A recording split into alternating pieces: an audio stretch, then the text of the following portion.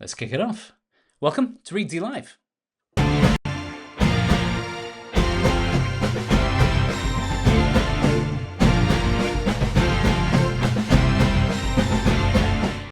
Hello, everybody. Welcome to Reedsy Live, the return of First Line Frenzy. My name is Martin.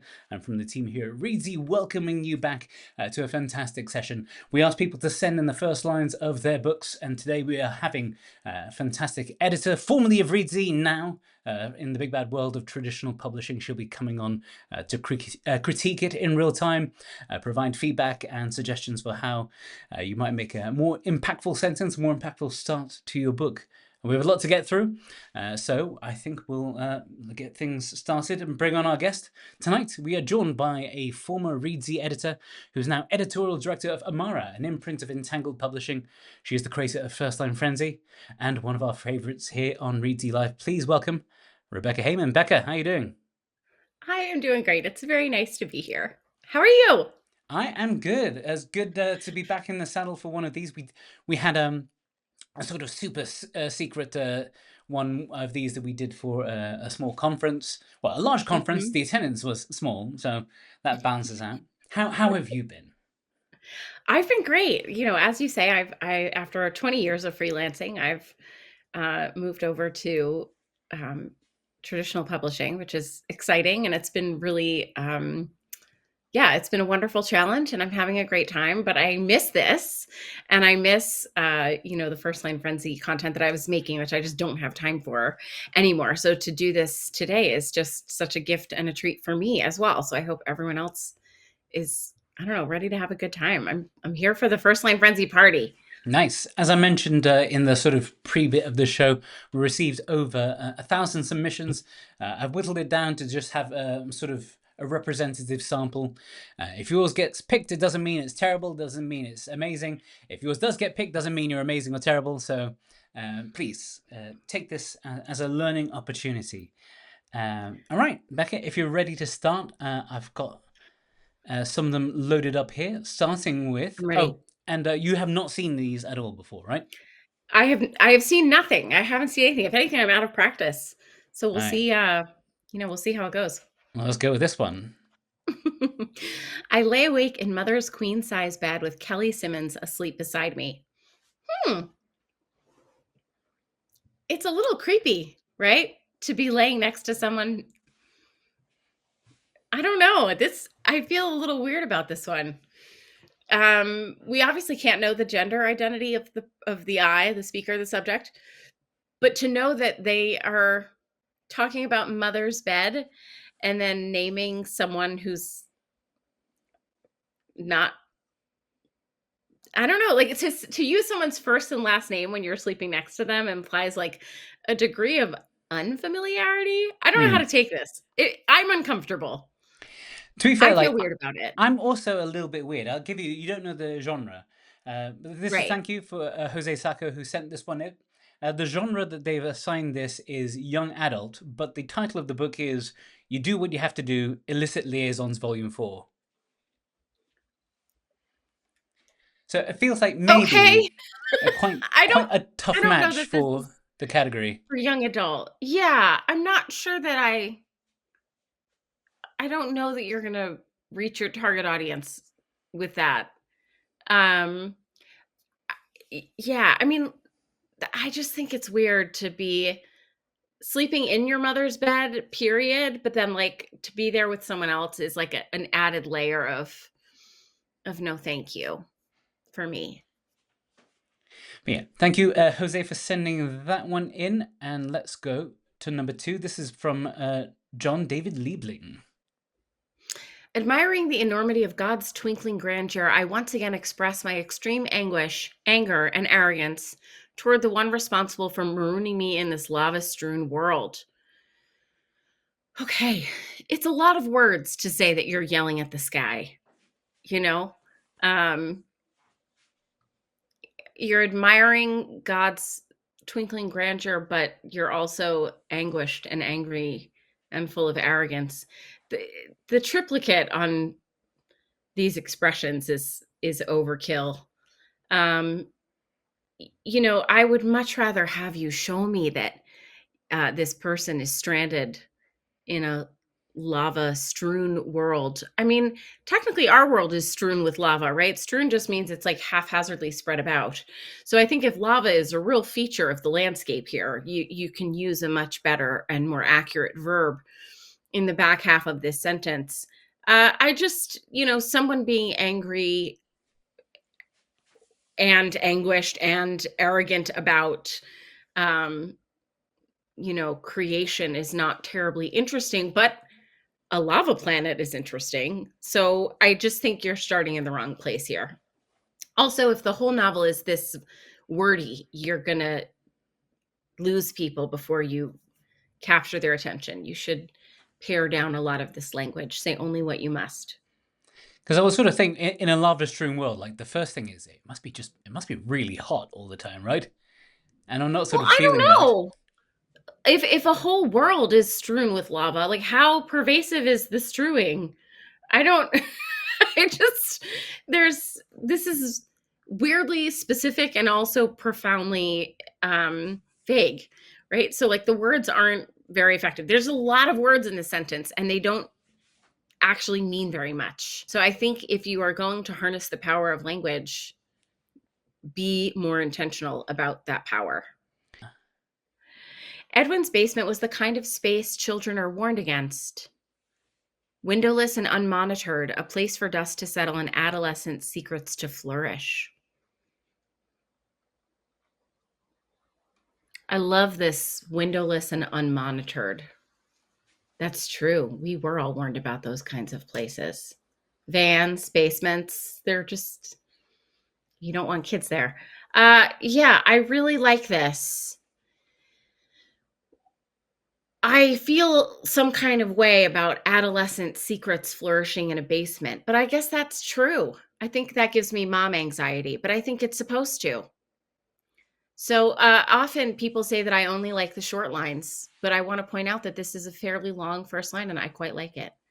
It's very, why is it good? It's very direct, it's very specific, but it's not so bogged down in dense language that we can't immediately understand it. Um, I think this is fantastic. What's the genre on this, Martin? This one is a mystery thriller suspense. It's called The Dungeon Keeper. Oh, well, geez. That sheds a whole new light on the basement, but okay. I mean, it's in the right category for sure. Yeah, I think this is great.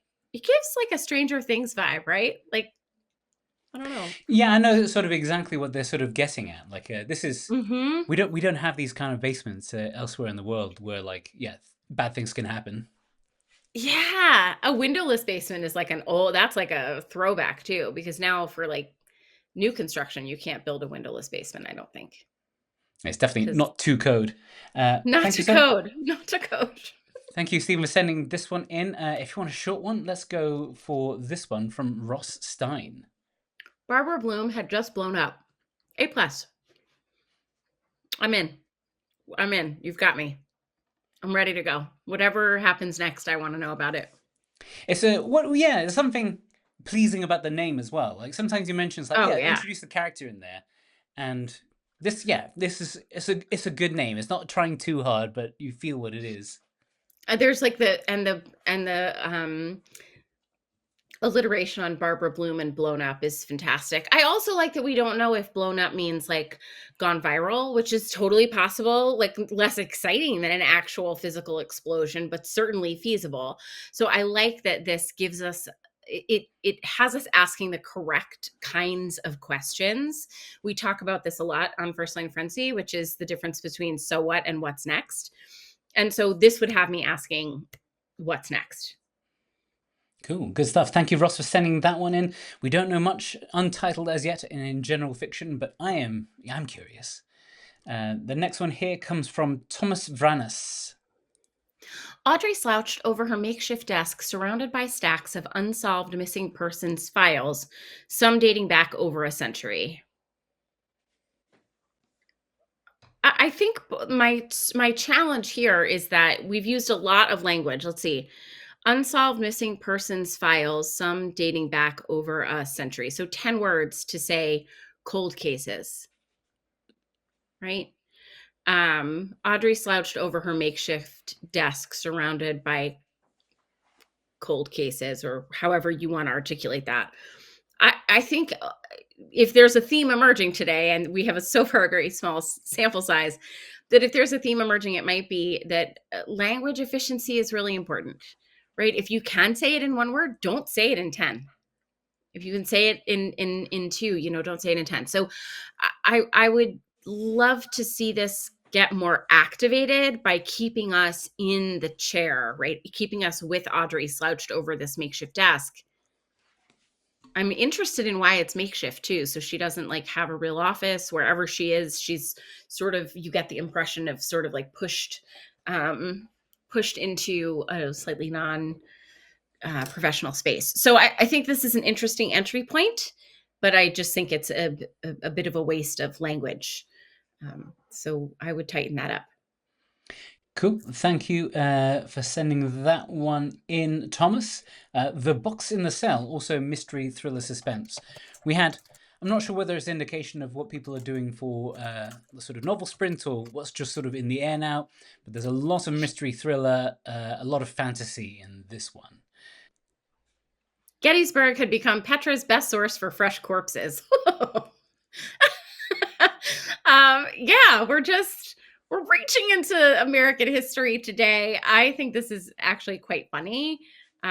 Is this historical? I imagine it's young adult. I imagine it must be Okay. historical-ish. Yeah, it feels historical-ish. I actually find this quite interesting. I think the history of actually like great, you see it in a couple of different books that I can think of actually in the last few years, like people trying to obtain corpses for medical experimentation, at certain periods in history and things like that. I think this is a very potent and interesting line that draws me right into the world building. So I think this is fabulous. This is from Alida Guzman, from a young adult book called Snatches.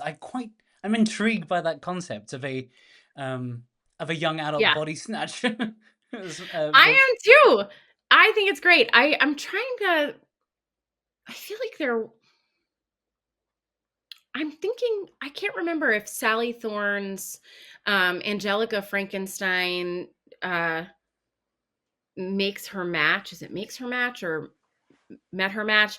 I think there was body snatching in that, or grave robbing. And I know there was another book. I just can't remember if it's one that I edited or one that I read, that had this in it recently. And it's really fascinating. It sets up some really interesting conflict. So I think that could be very cool.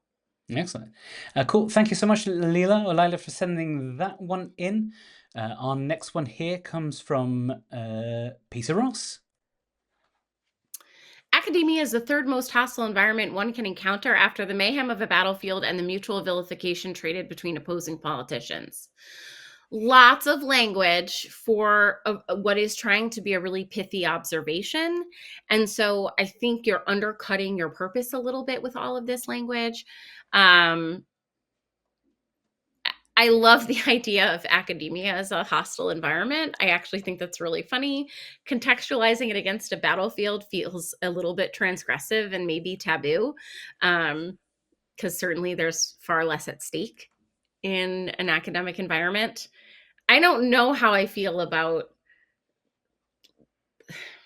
hostility and opposing politicians. I think you can come up with something much pithier there. That's a lot of words for something that's not like inherently hostile. So I would rethink that third item in the series. Cool, Peter. That was a mystery, thriller, suspense, hostile environments. Thank you for sending that one in, Peter. The next one here comes from Gerald Keener. The tarot was downsizing its deck, and the Fool was the first card to get his layoff notice. How interesting. Is this young adult as well? This is literary fiction. Oh! I mean, I love an anthropomorphized card deck, and an anthropomorphized tarot deck is even more interesting. I don't think I could read a whole book of it, Like, I would hope that this is maybe a prologue or something that is going to shift to a grounded narrative where you give me a person to connect with. But this is interesting. I'm intrigued, but I certainly don't think I could sustain interest in something like this for the full duration of a novel. So good job, with the caveat that I hope it's a temporary focal point. Or yeah, or it could potentially. It's called The Fool's Journey, and I'm imagining that it could be a metaphor, or it could be in a world where, yeah, as you say, is anthropomorphized tarot decks. Yeah. Cool. Thank you, Peter, for sending that. Oh, sorry, that was from Gerald. The next one coming in is from Edmund Jonah. It was spring, and the Galil sang with the season. One could listen to the tramp of Roman feet on the holy soil with a lighter heart, for it was the time to remember how the Almighty, blessed be his name, delivered his people from the yoke of another oppressor. Martin, what was going on for you when you picked these lines? There was a lot of long ones today. But like, there's a real holy theme today. This is a lot of words to say not much. And I want to remind you again about linguistic efficiency. It was spring, people were singing. One could listen to is a very distant way to bring in sensory input. One could also not. So all of this could be better articulated with less language and an actual character for us to connect with. Because this doesn't actually mean anything. It's just setting up springtime and tramping feet of Romans is not like a terribly compelling entry point into your narrative. So I think this is a false start. Cool. That was from historical fiction Yeshua.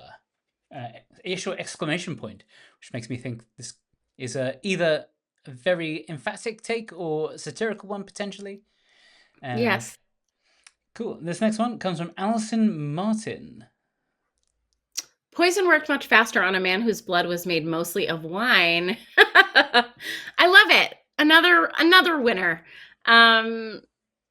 Fantastic. Yeah, I just think this is great. We immediately want to know more, and that's the point of a first line. So you nailed it. Good job. A great job there, Alison. Legends of Lyrindale, The Seven Scions, a Fantasy. Thank you for sending that one in. We now have this one from a children's book by Anne L. Johnson. Lately, there seemed to be something very odd happening in the attic of the old country house. This is a great opening line for a children's book. Really, really good. Immediately presents the conflict.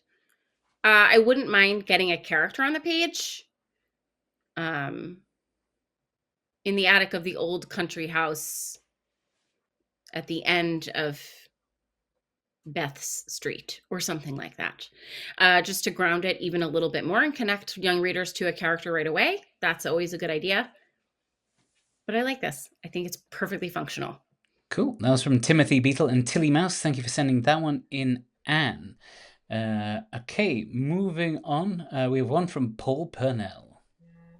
We hit Tijuana with the gas gauge kissing empty and the Harley coughing dust from 100 desert miles. I love this. It's so evocative. The gas gauge kissing empty, the Harley coughing dust. I think this is beautiful. It's just wonderful. It's really it's so careful and efficient and very there is so much here to imagine, but without a ton of language behind it, right? Like, it doesn't take a paragraph, a wall of text to bring us a really rich image. And so I think this is fantastic. Nice. Well done there, Paul Purnell, from an action adventure, Deep Trouble. You can tell the characters are getting into some deep trouble. I can feel that. Here's, strangely enough, another one that's sort of from the road, in a sense. This one comes from Claire Linus. Behind the smudgy glass at the forecourt till Kaz sighed. All the creeps came out on her late shift. I don't love the syntax of this. The syntax means like the way that the words are put together, like the order of the actual words in the sentence. You're really starting with the reaction first, and then you give us the source of the reaction after the fact. And so I wouldn't mind trying to think if I could fix it on the fly. The forecourt till is confusing for me. What does that mean?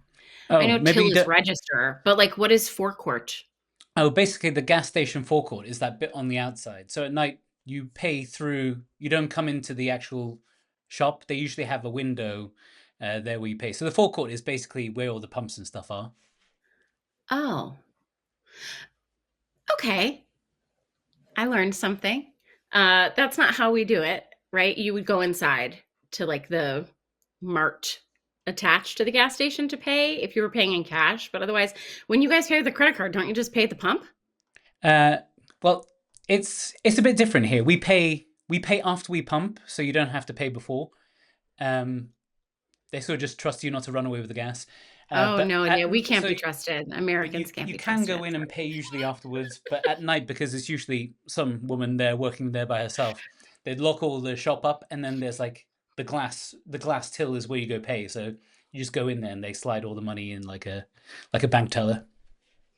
That sounds needlessly complex. I think it's great. Like obviously it's a very grounded line in the sense that like we don't have this set up in the US. I don't know what gas stations around the rest of the world are like. So I like that this is very distinct in its execution. Um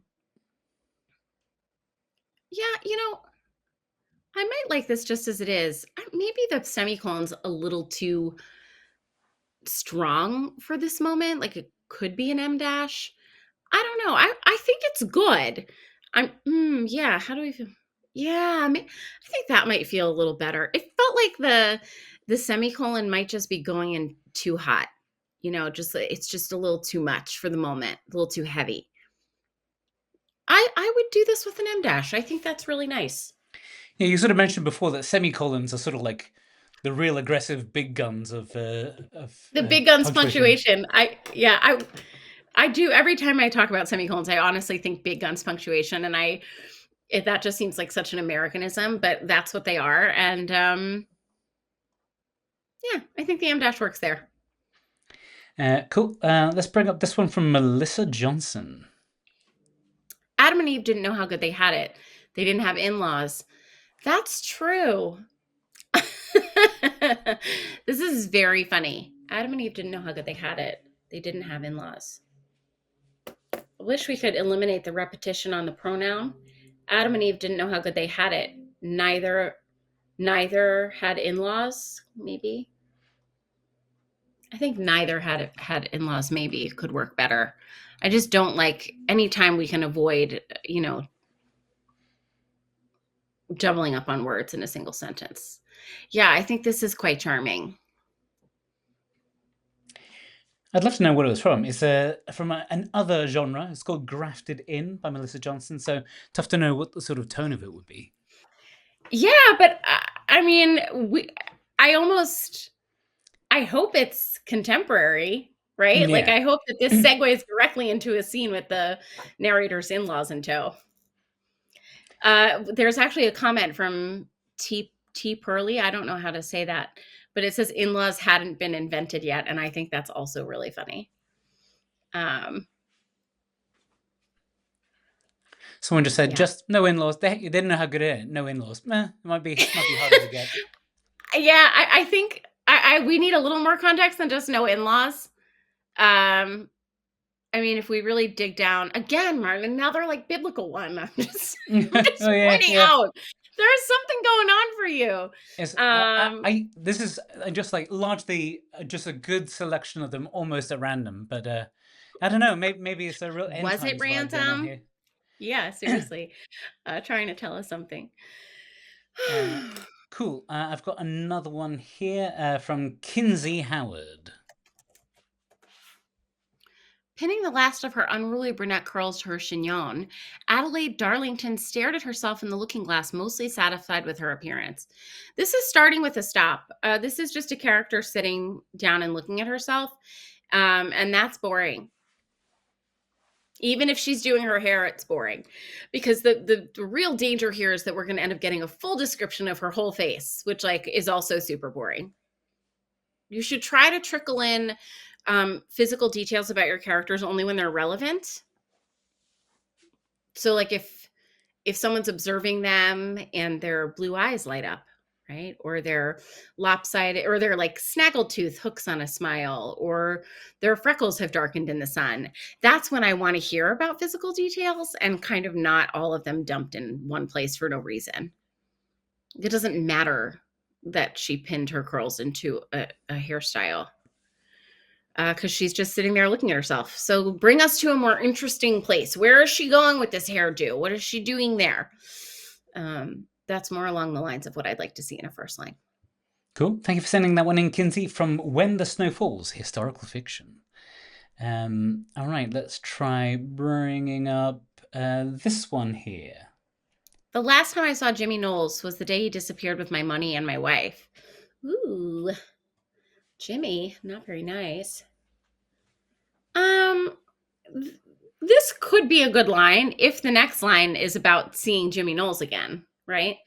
Otherwise, it's a little bit of a fact cake. Fact cake, for those of you who are new to First Line Frenzy, is what we term a line that has only exposition and no emotional backbone. Like, we don't know how our narrator feels about the fact that Jimmy disappeared with these things. We presume the feeling is not good, but we can't know for sure unless you tell us. That's part of your job as the author. So I would say probably let's get some emotion on the page. It could be about verb choice. This is just a bit dry, a bit expository. So it would be great if we could mix it up a little bit. Cool. Thank you for sending that one in. Deirdre Oliver, mystery thriller suspense in the dark alone. Oh, here's one that someone says they are explicitly using for the Reedsy novel sprint.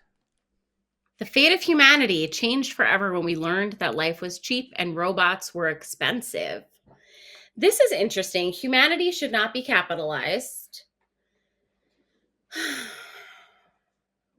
Life was cheap and robots were expensive. I don't know if it is doing what you want it to do, because you're contrasting life and robots, but really the contrast should be humans or human labor or something about humans, not just life.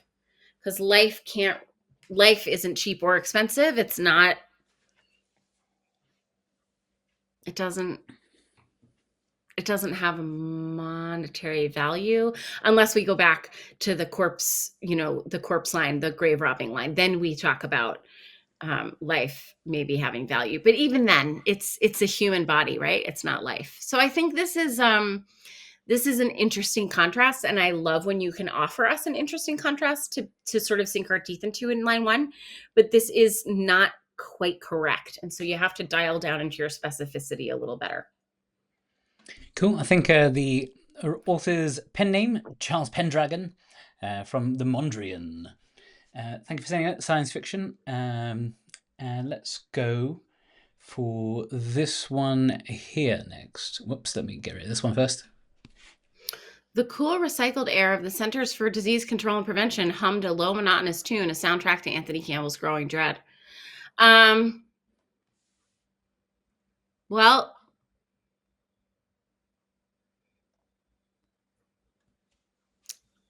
I don't even know if the air conditioners are still humming at the CDC. Hasn't it been shut down? I feel like this feels like historical fiction to me, because I'm not sure that this department is available anymore. It's just like one guy in a closet with a typewriter from the 1960s now. So I'm not sure sure how to feel about this one. It is once again starting with a stop. So even if the CDC were in full operational health, um, this would be a little boring. It is a low and monotonous line, right? It's good to know that Anthony's dread is growing, but I think you need to center that visceral character reaction instead of spending. Look at just the proportion here. 2/3 of the sentence is about recycled air, and only 1/3 is about a character. So maybe we should switch that.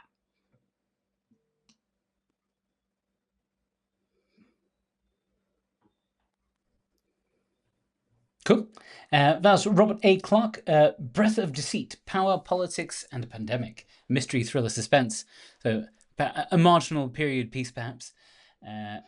Cool. Let's see. We've got one here. It's another children's book. Whoever invented study hall should be exiled to the moon. I mean, as a hot take, I disagree with you. I loved study hall. It's where you get things done. It's the only free part of a kid's day. Yeah, I don't know. Maybe this is from the POV of a teacher, but Or it doesn't feel. it's from a children's book, so it probably is from the perspective of a child, maybe. Yeah, I Who mean, is you'd think so, but I less find that so academic than hard to you were. believe. I really find that very hard to believe. Study hall is like your only free moment to get your stuff done during the day. I feel like why would you want to get rid of that? I don't know. So you personally cannot relate to this character. Well, my worry is that it's that my worry is that the author has not quite accurately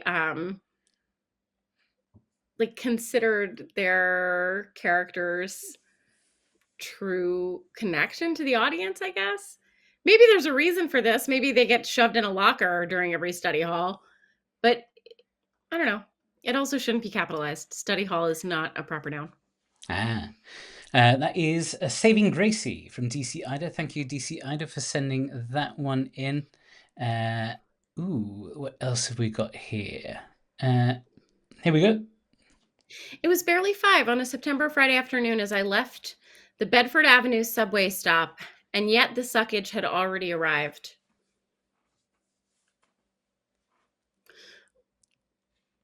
I don't 5 on a Friday afternoon is late. So why the idea that the suckage had already arrived? This sentence doesn't follow a logical order, right? We get a time, then we get more time, then we get a place, and then we get a double conjunction, which I dislike, and yet. No, thank you. You only need one of them. And then the suckage had already arrived. I don't even know what that means. I think this sentence is a fact cake, but also a confusing set of facts, maybe. I don't know. It's not. I don't think this is the right place to bring us into your narrative. That's what I hope you're going to think about after spending some time with First Line Frenzy is just how is your first line inviting a reader into your narrative? I don't think this does much inviting. I think it's very like keep out. It's very exclusive instead of inclusive. So I don't think it's terribly effective. Because I guess, yeah, one of the things that we are finding, I guess, is that if it makes you trip up, if it stops you for a second to make you wonder too hard about, just wait, is this what they're getting at? Is that what they're getting at? Then, I guess it doesn't, yeah, as you say, it doesn't invite you to read much further. Yeah. Mm-hmm. But someone said Bedford Avenue, this is their hometown. Is Bedford Avenue a known place somewhere? Feels like a place Well, that would be a lot of places. it's in New York. Bedford Ave Okay. is New York. Cool. Here is our next one here from Sarah Marie.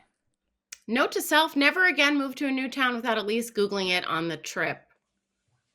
Ooh.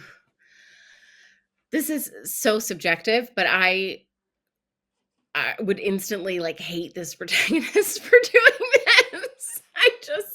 It's so illogical. Why would you do that? this would be, I would nope out of this pretty fast, just because for me this is not someone who I will have any sympathy for. Um, I also think it's a bit passe, this note to self phrase. That's like it feels, oh, who is that? This is Someone one read of my our mind. commenters. Oh, good job. Um, well done. Okay, yes, I agree. It is a bit 90s, isn't it? It's It, also I sense in many of the romance novels that I edit and read, you will see the phrase "I can't help but wonder." And someone in the comments put tell me what when you hear "I can't help but wonder," what do you think of? We'll see if somebody gets I'm going to see if somebody gets it. I can't help but wonder. Is I I'm can't doing for help the but wonder. Who is it? I'm doing. Is it Carrie Bradshaw or? It's Carrie Bradshaw. Yeah. I see it all the time. And it's one of those things that once you start listening for it or reading for it, you can't unsee it or unhear it.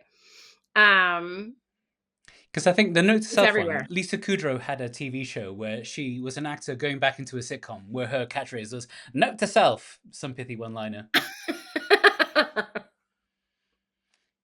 That is really, oh yeah, someone got it. Queen Winter got it.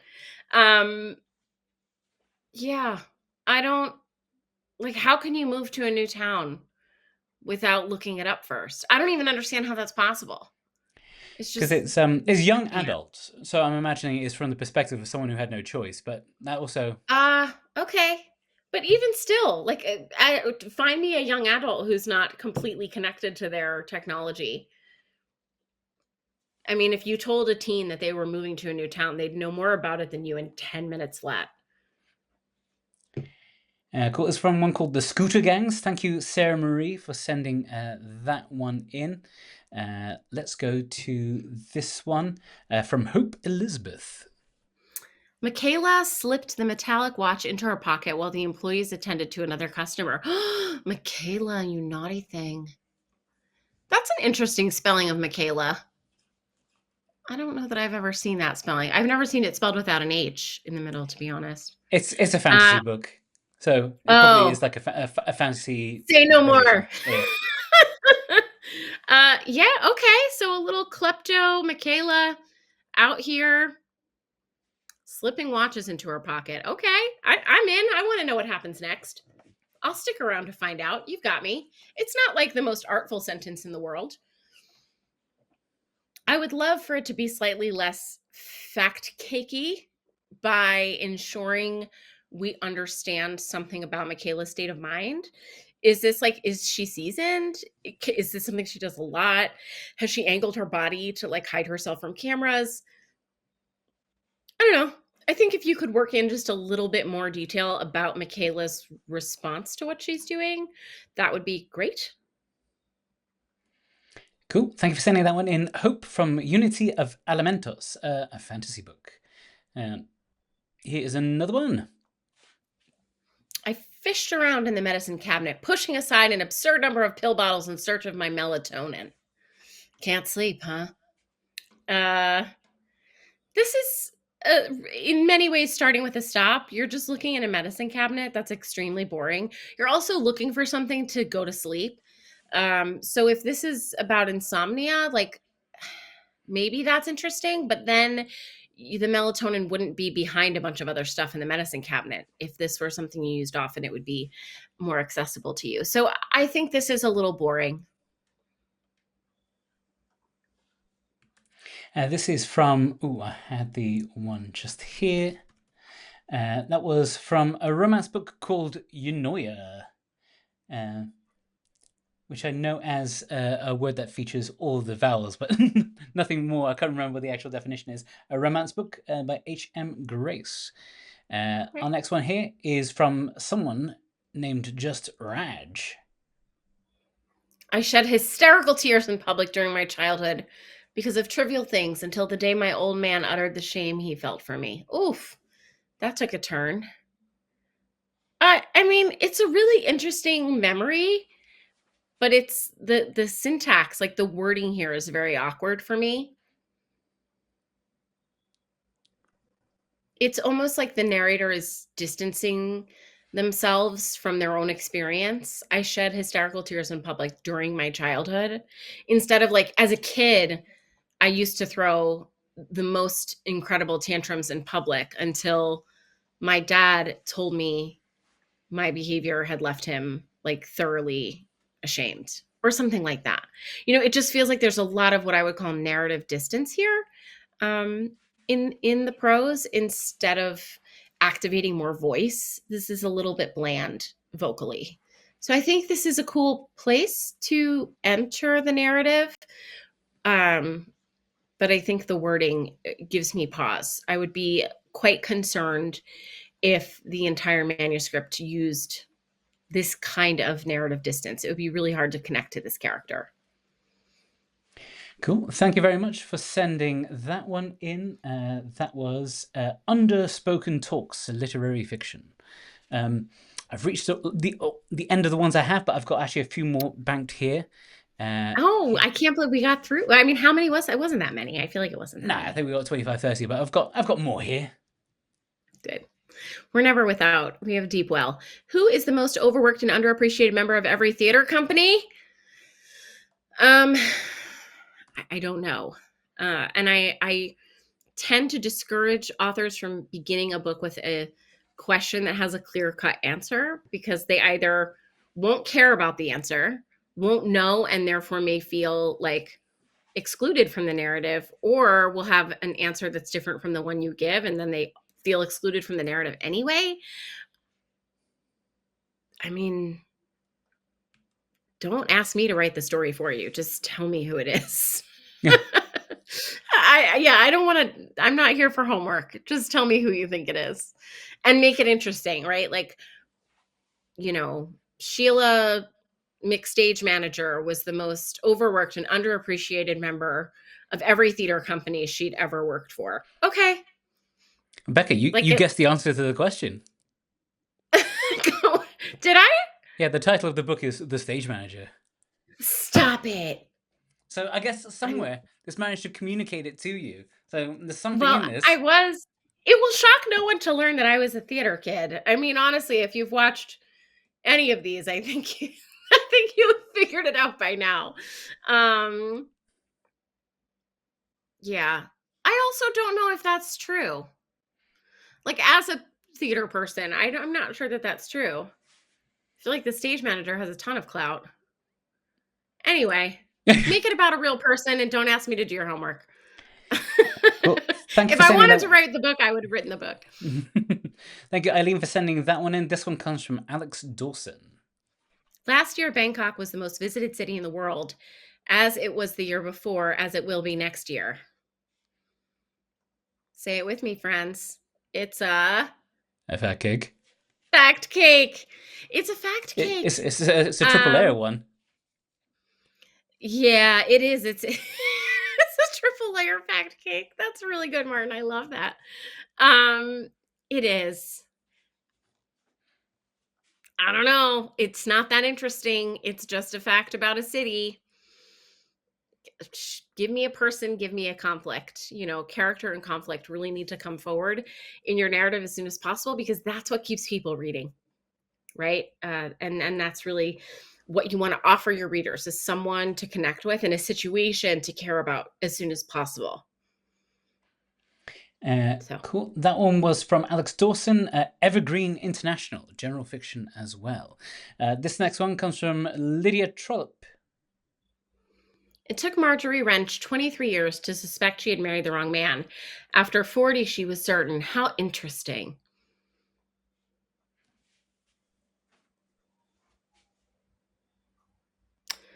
This is a really interesting sentence. I'm trying to decide what gives me pause is starting with the word it. I always feel we can improve on that.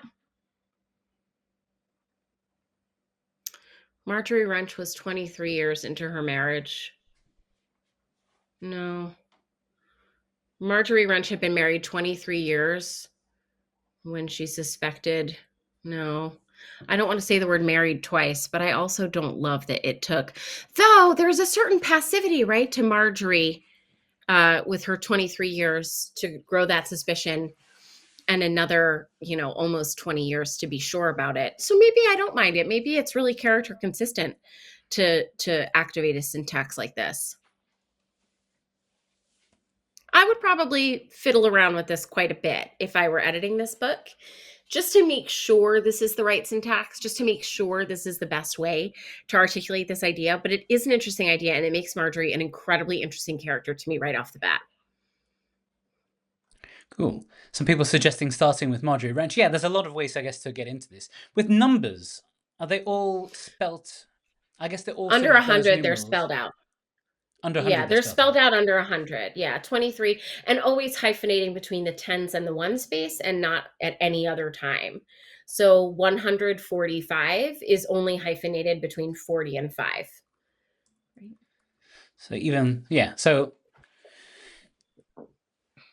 and I guess, yeah, the semicolon didn't give you as much pause this time. No, because it's a real gotcha, that 40 years to be certain. It warrants the big guns, I think. Well, thank you for sending that one in. Ooh, I sort of lost you there. That was Lydia Trollope from her book Wrench. Quite like that one. Oh, that's the name of the character. Whoops. Let me put this one to right size. Here we go. Jessie Weaver pulled up to her cabin, a solid knot of dread tightening her gut with every crunch of gravel beneath the SUV's tires.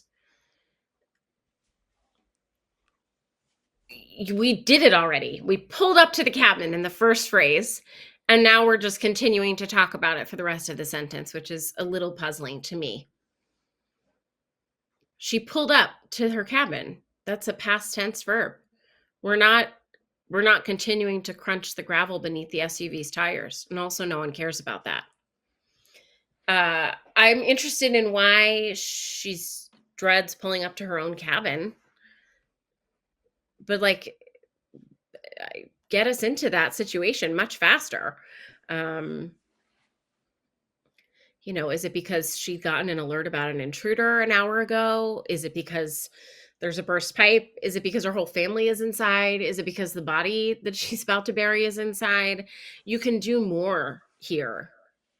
I know, and I'm not interested in the sound of wheels on gravel. That's boring. But Jessie's dread is interesting. So I would focus on that. Cool. That was from, I've lost that one here. Cool, that was from T.H. Munsey, A Touch of Death. A mystery, thriller, suspense. And I think we've got time for one more. Let's hit up this one. I wasn't born a princess, but I would make them kneel. Ooh. Okay. I mean, sure, go get it. I'm intrigued. I would keep reading. Very voicey.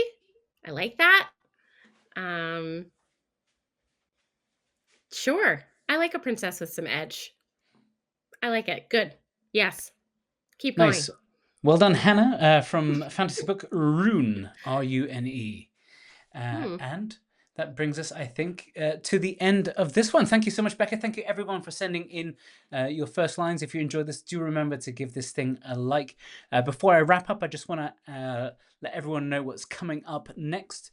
Later this week, we have a session on free writing done by Rebecca Van Leer, our very own from the team, who'll be guiding you through some exercises to help you with free writing, just to get the cogs turning if you are indeed taking part in the novel sprint. Next week, I'll be taking you through Reedsy Studios' time management and goals setting. So if you want a bit of a hands-on demonstration of that, there'll be that.